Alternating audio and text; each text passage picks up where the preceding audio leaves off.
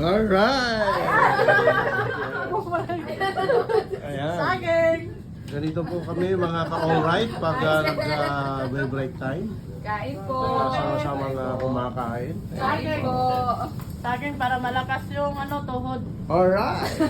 Sinasabi ko eh. Sir, ito, nakatalikod, sir. Bakit? Ayan. Kasi hindi masarap ulam sir eh. Ha? Wala mo, alam mo.